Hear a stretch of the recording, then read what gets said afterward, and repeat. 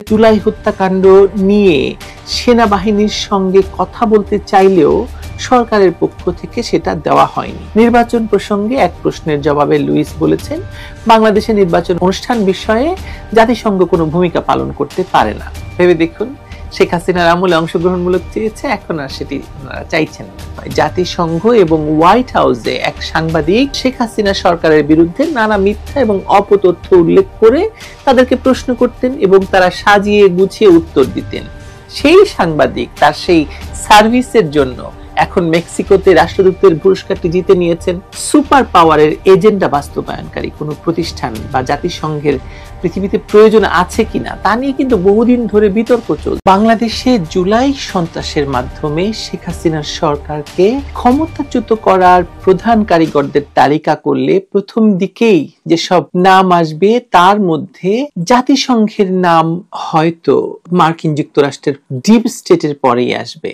হাসিনার সরকারকে দিয়ে মিয়ানমারের করিডোর গেম খেলার চেষ্টা হয়েছিল, সেটা আমরা জানতাম, কিন্তু ব্যর্থ হওয়ায় জুলাই সন্ত্রাস চলাকালে সেনাবাহিনীকে চাপ দিয়ে তাদেরকে সন্ত্রাস দমনে সরকারের নির্দেশ না মানায় বাধ্য করে এবং শেখ হাসিনা সরকারের পতনও ঘটে। এই কারণেই এর পরপরই বাংলাদেশ সফরে আসেন জাতিসংঘের মহাসচিব। তিনি আসার পর থেকেই জোরে সোরে মিয়ানমারের রাখাইন অঞ্চলে মানবিক করিডোরের নামে সেখানে মার্কিন অস্ত্র পাঠানোর তোড়জোড় শুরু হয়।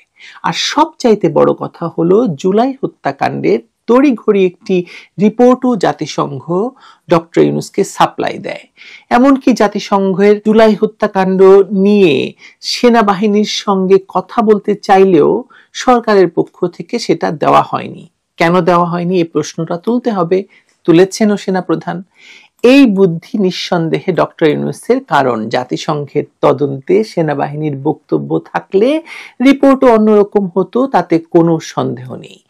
এখন জাতিসংঘের সেই রিপোর্টই সরকারের আজ্ঞাবহ আন্তর্জাতিক অপরাধ ট্রাইব্যুনালের অন্যতম প্রমাণ শেখ হাসিনা সহ আওয়ামী লীগ নেতাদের ফাঁসি দেওয়ার জন্য।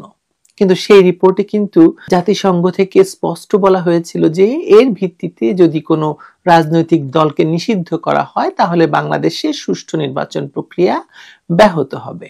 ওমা, এতদিন পরে এসে বাংলাদেশে নিযুক্ত জাতিসংঘের আবাসিক প্রতিনিধি মিস গোয়েন লুইস বলছেন যে কোনো দল অংশ না নিলেও চলবে, শুধু জনগণ নির্বাচনে অংশ নিলেই নাকি নির্বাচন সুষ্ঠু হয়। বাংলাদেশ সংবাদ সংস্থার এক খবরে বলা হয় যে জাতীয় প্রেস ক্লাবে ডিক্যাব টকে এমন মন্তব্য করেছেন বাংলাদেশের জাতিসংঘের আবাসিক প্রতিনিধি ও সমন্বয়কারী গোয়েন লুইস। নির্বাচন প্রসঙ্গে এক প্রশ্নের জবাবে লুইস বলেছেন, বাংলাদেশের নির্বাচন অনুষ্ঠান বিষয়ে জাতিসংঘ কোনো ভূমিকা পালন করতে পারে না। নির্বাচন অনুষ্ঠানের বিষয়টি রাজনৈতিক সিদ্ধান্ত, বাংলাদেশে জনগণ এবং রাজনৈতিক দলগুলো সিদ্ধান্ত নেবে কখন নির্বাচন হবে। তিনি আরো বলেছেন, অন্তর্ভুক্তিমূলক নির্বাচন মানে সব রাজনৈতিক দলের অংশগ্রহণ নয়। জাতিসংঘের সংজ্ঞা মতে সমাজের সব শ্রেণী পেশার মানুষের অংশগ্রহণকেই অংশগ্রহণমূলক নির্বাচন বলা হয়। আমি এর আগে একটি ভিডিওতে বলেছিলাম যে জাতিসংঘ ইতিমধ্যেই সরকারের সঙ্গে একটি চুক্তি সই করেছে বাংলাদেশের মানুষকে নির্বাচনের জন্য প্রস্তুত করার জন্য, শিক্ষা দেওয়ার জন্য। যেন বাংলাদেশের মানুষ কখনো নির্বাচনে অংশ নেয়নি, বাংলাদেশের মানুষ নির্বাচন কি তা জানে না। ৭৩ সাল থেকে বাংলাদেশে নির্বাচন হয়ে আসছে, আমরা জানি। আসুন আমরা 2023 সালের 23শে মে জাতিসংঘ বাংলাদেশের নির্বাচন নিয়ে কি বলেছিল একবার দেখে আসি। তখন মনে রাখতে হবে আমাদের, তখন শেখ হাসিনার সরকার ক্ষমতায় ছিল। বাংলাদেশে বিশ্বাসযোগ্য, শান্তিপূর্ণ ও অংশগ্রহণমূলক নির্বাচন দেখতে চায় জাতিসংঘ। সংস্থাটির মহাসচিব অ্যান্টনিও গুতেরেসের মুখপাত্র স্টেফেন দুজারিক এ বার্তা দিয়েছেন। সোমবার জাতিসংঘের নিয়মিত ব্রিফিং এ এক প্রশ্নের জবাবে তিনি এই কথা বলেন। আপনাদের মনে থাকবে যে সেই সময় জাতিসংঘ এবং হোয়াইট হাউসে এক সাংবাদিক শেখ হাসিনা সরকারের বিরুদ্ধে নানা মিথ্যা এবং অপতথ্য উল্লেখ করে তাদেরকে প্রশ্ন করতেন এবং তারা সাজিয়ে গুছিয়ে উত্তর দিতেন। সেই সাংবাদিক তার সেই সার্ভিসের জন্য এখন মেক্সিকোতে রাষ্ট্রদূতের পুরস্কারটি জিতে নিয়েছেন এবং অন্য সকল রাষ্ট্রদূতের চেয়ে তার র্যাঙ্কও অনেক উঁচুতে তোলা হয়েছে।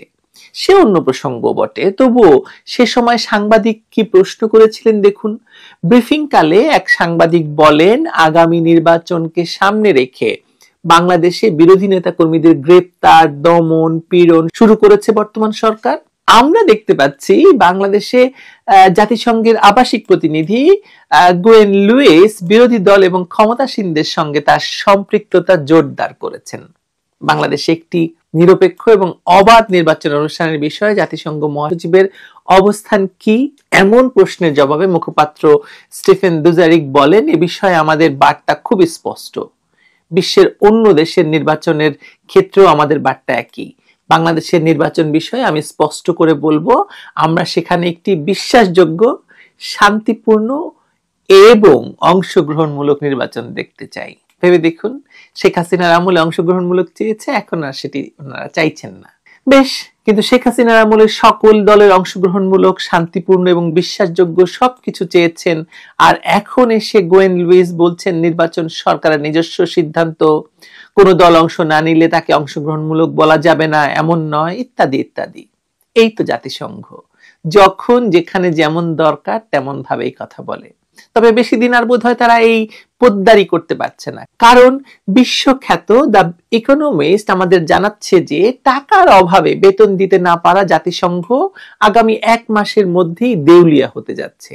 এমনকি যে শান্তিরক্ষী বাহিনীতে রাখার দোহাই দিয়ে বাংলাদেশের সেনাবাহিনীকে সরকারের নির্দেশ অমান্য করতে বাধ্য করা হয়েছে, সেই শান্তিরক্ষী বাহিনীও আর চালাতে পারবে না জাতিসংঘ টাকার অভাবে, এবং এ নিয়ে সন্দেহ দেখা দিয়েছে।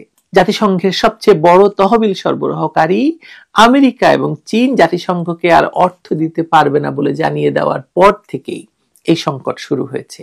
ইতিমধ্যেই এই শান্তিরক্ষী বাহিনীতে নতুন সদস্য সংগ্রহ বন্ধ করা হয়েছে। হোয়াইট হাউস থেকে লিক হওয়া কাগজপত্র এমনটাই বলছে। বাংলাদেশে দেখেন কারা কারা জাতিসংঘের সঙ্গে ঘনিষ্ঠভাবে কাজ করে আর কাদের বিরুদ্ধে বিগত জুলাই সন্ত্রাস, মার্কিন ডিপ স্টেটের টাকা নিয়ে ঘটানোর একটি ভয়ঙ্কর হত্যাকাণ্ড ঘটিয়ে শেখ হাসিনাকে সরকার উৎখাতের অভিযোগ কাদের বিরুদ্ধে রয়েছে চলুন দেখা যাক। আমরা জানি কাদের বিরুদ্ধে রয়েছে। এই যে ছবিটি, জাতিসংঘের আবাসিক প্রতিনিধি সহ আইন সহায়তা সংক্রান্ত প্রতিনিধি এবং বাংলাদেশের কথিত সুশীল সমাজের প্রায় সকলকে উপস্থিত আছেন, আপনারা দেখতে পাচ্ছেন। জুলাই সন্ত্রাসের সঙ্গে এদের সকলের নাম জড়িত আছে। তার মানে মার্কিন ডিপ স্টেটের দেওয়া টাকা এদের সঙ্গে জাতিসংঘও পেয়েছে। এভাবেই তারা কাজ চালিয়েছে এতদিন এবং চালায় দেশে দেশে।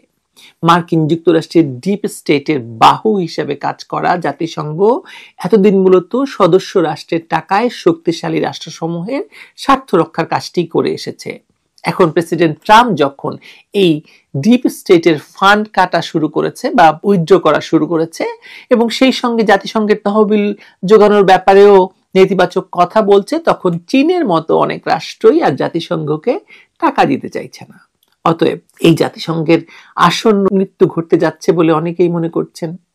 এমন একটি দুর্বলের ওপর ক্ষমতা দেখানো, সুপার পাওয়ারের এজেন্ডা বাস্তবায়নকারী কোনো প্রতিষ্ঠান বা জাতিসংঘের পৃথিবীতে প্রয়োজন আছে কিনা তা নিয়ে কিন্তু বহুদিন ধরে বিতর্ক চলছে সারা পৃথিবীতে।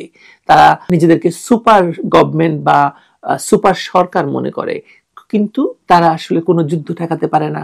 তারা গাজায় মানুষের নিরাপত্তা দিতে পারে না, কাউকে ঠেকাতে পারে না, কিন্তু তবু তারা খবরদারি করে যাচ্ছে এবং করছে বাংলাদেশের মতো দেশে উগ্রপন্থীদের ক্ষমতায় আনার মাধ্যমে। সিরিয়াতেও আপনারা জানেন কিছুদিন আগে সরকার পরিবর্তন হয়েছে। আসাদ সরকারকে সরিয়ে একটি জঙ্গিবাদী সরকার প্রতিষ্ঠায়ও জাতিসংঘের অংশগ্রহণ আছে বলে শোনা যায়। এমনিতে তারা হয়তো ক্ষমতা হারাবে না, কিন্তু যখন ফান্ডে টান পড়বে বা টাকা ফুরাবে তখন তাদের ক্ষমতার নোটে গাছটিও মোড়াবে, তাতে কোনো সন্দেহ নেই। দেখা যাক আর কতদিন টিকে থাকতে পারে এই গোপন রাজনৈতিক শক্তির সংগঠন জাতিসংঘ। আমি দেখতে পাচ্ছি জাতিসংঘের মতো সংস্থার মৃত্যু, জাতিসংঘের ক্ষমতা শেষ হতে হতে একেবারে নিঃশেষ হয়ে যাওয়া দেখা যাচ্ছে। আপনি যদি আন্তর্জাতিক রাজনীতির খোঁজ খবর কিছুটাও রেখে থাকেন তাহলে আপনিও জানবেন যে জাতিসংঘ নামের এই সংস্থাটিকে আসলে কেউ আর পোছে না। ইরাক, সিরিয়া, লিবিয়ার মতো সমৃদ্ধ দেশগুলোকে শেষ করে দেওয়ার পর এবার তারা বাংলাদেশে হাত দিয়েছে। হয়তো এর মধ্য দিয়ে শেষ হবে জাতিসংঘের দাদাগিরি। আমি তো সেটাই দেখি।